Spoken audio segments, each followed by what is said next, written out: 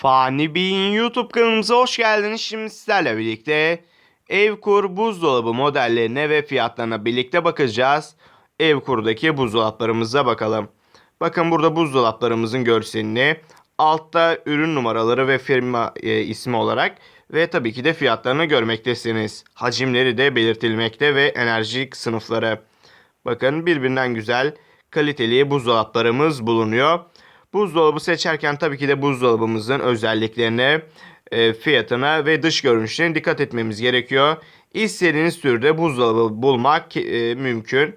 Evkur'da bakın genellikle Samsung buzdolaplarımız popüler. Vestel'de bulunmakta. Bakın Samsung, Vestel buzdolaplarımız, kaliteli buzdolaplarımız bulunuyor Evkur'da.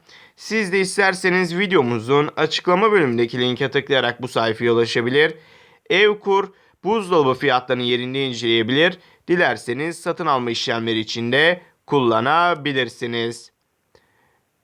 Videomuz bu kadardı. Umarım videomuzu beğenmişsinizdir. Videoyu beğendiyseniz aşağıdan beğen butonuna tıklamayı unutmayın. Kanalımıza hala abone değilseniz lütfen abone olun. Bir sonraki videomuzda görüşmek üzere. Hoşça kalın, kendinize iyi bakın.